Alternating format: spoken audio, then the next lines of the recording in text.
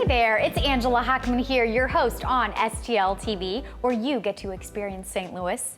So we are bringing the arts in the house today. I am very happy to be sitting here and talking with, okay, you are the artistic director and executive director of the St. Louis Women's Chorale. Chorale, yes. Leanne Magnuson Latuda. That's Thank you quite so an much intro. for having me. Yes, thank you. I'm really glad that you're here. There's a lot going on. But why don't we first just define, what is the St. Louis Women's Chorale? Some women and anyone just might not even be familiar. Absolutely. So we are the first women's chorus, classical music women's chorus in St. Louis. Wow. We were founded in 1995 by Dick and Mary Ann Shaw. And what's really fun is that this upcoming performance that we have, both Dick and Mary Ann are singing in the chorus, the first time in our 28-year history. So we are really excited about that. Cool. What a great throwback. I bet they're honored to be part of that. Yeah, I think so. I hope so. I think they're having fun. Yeah, and the chorale has always had kind of a women focus as part of its mission. Sure. And you and I were talking a little bit about how orchestras only perform about 9% of the repertoire by women composers, and so 9. Oh, that's so sad. Yeah, and as a women's chorus, we try to be at least 50-50, sometimes 60 to 80% of our repertoire is by women.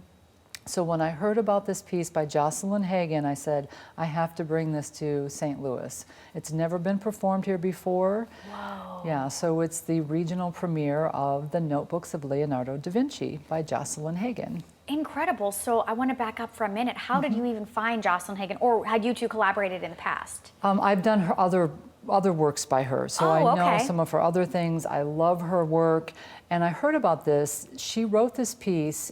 Took her about 4 years to create this piece. Wow. She researched Da Vinci for about 3.5 years and then wrote the piece.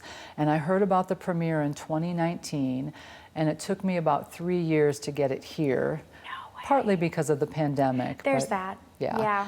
And we're a women's choir, and this is for a mixed chorus, so we had to recruit men, and then I had to come up with an orchestra to collaborate with. Yeah. Oh my gosh, and I left out one very important part of your job title. You are also the conductor. Yes. You're calling the shots. Well, for this performance, it'll be Darwin Aquino, and I want to give him a big shout out because he is the conductor of the Philharmonic with whom we are collaborating. Yes. Yes, and so Darwin is not only the music director and conductor of the Philharmonic and an extraordinary musician, he's also a really good friend. Makes it even better when you can work with your friends, right? Yes, so I am rehearsing the chorus and preparing them, and then I will hand off my baby to Darwin, and they will perform with the orchestra. Wow. It's exciting. Yeah, I heard the orchestra last night, and they sound phenomenal. Oh, I bet. I bet. I love the sound of them warming up. Yeah. It is just so, it makes me giddy, and I'm like, it's about to start. I And it's know. just that really calming music, but you know something amazing is about to take over the room. Yeah. So let's dig in a little bit to Brushstrokes, the Notebooks of Leonardo da Vinci. This is a multimedia production. Talk about what audiences can expect when they attend. So the Women's Chorale, we like to position ourselves kind of at the intersection of tradition and innovation. Ooh, that's a nice place to live. Yeah, so tradition, if you come to one of our concerts, you're going to hear music that you know and love, and it's really kind of heartwarming. Sure. But you're also going to hear new things, innovative things, and this piece has those innovative elements in that she uses Mosaic, which is a cutting-edge software that syncs video technology or the video with the music. So if you've heard about an orchestra performing like the soundtrack to a movie, maybe. Yes. Oh, we've gone to those at the symphony, like Home Alone, and you hear the music. It's awesome. It is awesome, but it's difficult in that the conductor has a click track in his ear and has to follow the click track. Her ear, exactly, to stay with the movie. Sure. Ours is the opposite, that the creator of this technology, Scott Winters, will be in the orchestra. And he follows the conductor, he follows Darwin. So he has a computer and an iPad, and he sits there and he watches the conductor and he syncs the video to the music so that we can be expressive and be in the moment. Holy moly. Yeah. That is absolutely incredible. I can say it sounds like unlike any show I or most people have ever seen. And it truly has never been performed before. It's brand new technology. Oh my gosh. And that was part of the reason that Jocelyn wanted to create this piece, as a technology component. Yeah. And it fuses Da Vinci's words and his drawings, literally things pulled from his notebooks. Yes. It's like people are familiar with the pieces of his that everybody knows. But this sort of, you get a peek behind the curtain. He was such a genius, and he created, he had about 5,000 pages in his notebooks, and he was a polymath. I mean, he was a mathematician and an astronomer and an engineer, also a painter. And what people don't know is in his notebooks, he had probably 11 sketches of the Last Supper. And so that he made mistakes, and he reworked it before he created the masterpiece. And during our concert, you'll see some of those sketches. You'll see the masterpiece, and then you'll see it digitally recreated, reworked. Because the paint has faded, and so they show to you what it would have looked like when Da Vinci painted it, and it was fresh and new. That's amazing. So that his original work is not compromised. The integrity of it is completely visible, but you get to see sort of that evolution and him as an artist. And like any artist, it's like it's never done. Exactly. He was constantly working things, and Jocelyn wrote the libretto. So she went to his notebooks. They were originally written in Italian, but she looked at translations, and from his notebooks created the libretto. So it's all his words and pictures and drawings. And you said it took Jocelyn about 4 years? 4 years, 3.5 years of research, and then 6 to 8 months to actually compose the piece. That seems like a quick turnaround. I mean, the research is long, but the turnout was relatively quick. Exactly, because she spent so much time with it and knew exactly what she wanted to do and what she wanted to say. She's like, get it out of my head. Yes. So the work is about 40 minutes long, and it'll be on the second half of the concert. So the first half of the concert is the orchestra only, and then there'll be an intermission. And then Jocelyn will actually talk to the audience and explain to them what they're about to hear and see. Kind of walk them through it, because of the 900 or 1,000 people who will be in the audience, no one will have seen or heard this work before.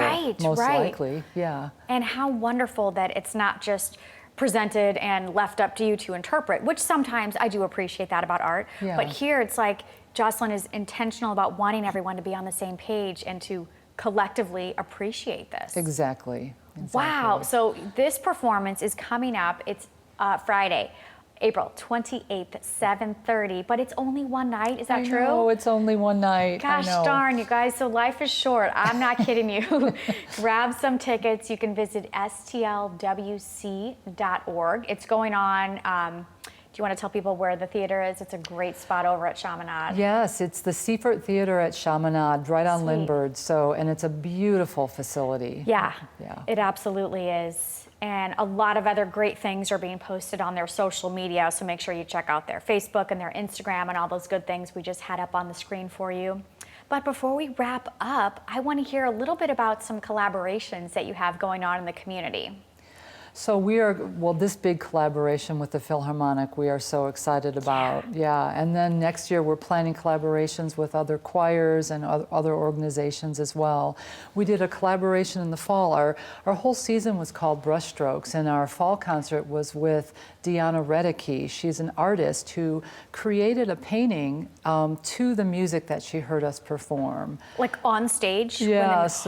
We projected it on images, so. Stop, that is really, really innovative. Yeah, exactly. That's again, like we're at the intersection of tradition and innovation, and always trying to do interesting things that bring new ideas to audiences. And how many members do you have?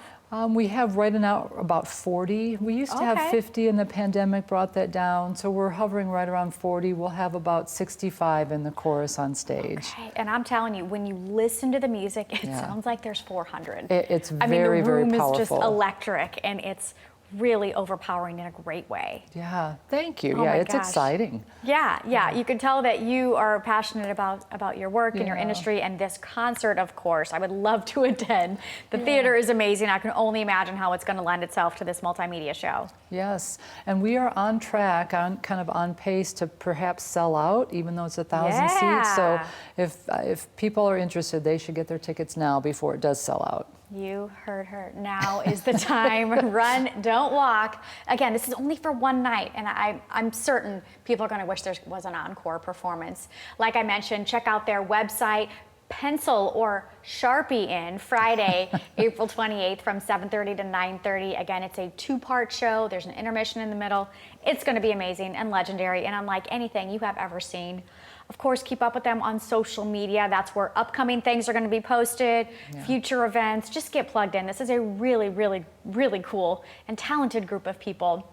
And while you're on social media, follow STL TV. We've got all sorts of fun stuff going on. Facebook, Twitter, Instagram, YouTube.